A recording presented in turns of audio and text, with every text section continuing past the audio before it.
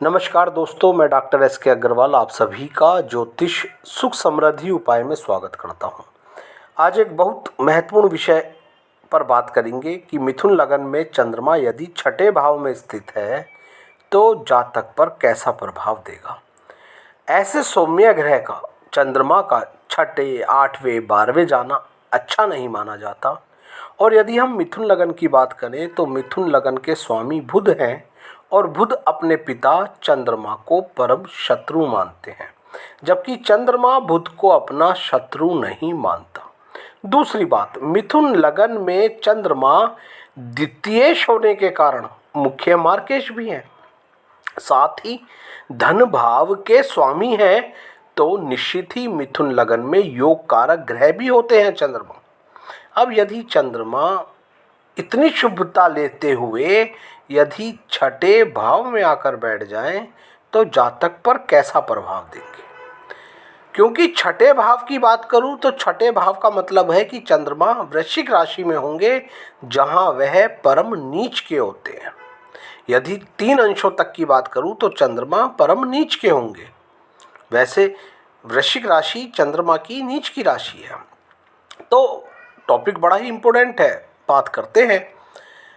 यदि चंद्रमा छठे भाव में स्थित है तो ऐसे में चंद्रमा की यह अवस्था धनहीन योग बनाती है। जातक को जीवन में निर्धनता व असफलताओं का सामना करना पड़ता है।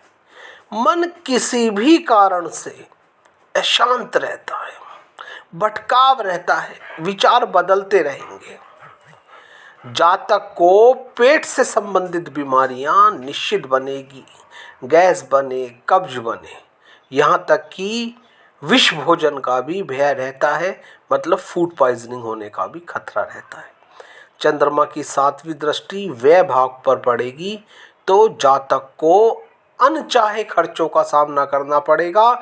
स्वयं जातक खर्चीले स्वभाव का होगा, या ये कहिए कि जातक का पैसा व्यर्थ के कार्यों में खर्च होता रहेगा। चंद्रमा के साथ पाप ग्रह हो तो निश्चित ही जातक का धन व्यय होता है, लाभ नहीं मिलकर देता। ऐसे जातक को अपना खान पीन बड़ा अच्छा रखना चाहिए। रात्रि को सोते समय दूध नहीं पीना चाहिए। चंद्रमा की दशा अंतर्दशा कष्टदायक ही रहेगी। अब यदि छठे भाव में चंद्रमा के साथ सूर्य भी बैठा है, क्योंकि मिथुन लगन में चंद्रमा धनेश है तो सूर्य पराक्रमेश है, इन दोनों का यदि छठे भाव में बैठना हो जाए तो धनहीन योग, पराक्रम भंग योग बनता है। ऐसे जातक का जन्म रात्रि में 8 से 9 के बीच के लगभग होता है, अमावस्या की रात्रि में ज़्यादातर, या आसपास के दिनों में। यदि ये दोनों ही ग्रह छठे भाव में बैठ जाएं तो ऐसे जातक को सरकारी नौकरी प्राप्त करने में बहुत संघर्ष करना पड़ता है। व्यापार व व्यवसाय, नौकरी में प्रतिष्ठा की प्राप्ति हेतु बहुत बाधाएं आती हैं। यदि चंद्रमा के साथ मंगल बैठा है तो क्या होगा। यदि चंद्रमा के साथ मंगल बैठा है तो जातक को धन की कमी नहीं रहेगी, महालक्ष्मी योग बनेगा, जातक भाग्यशाली रहेगा, राजा के समान पराक्रमी रहेगा।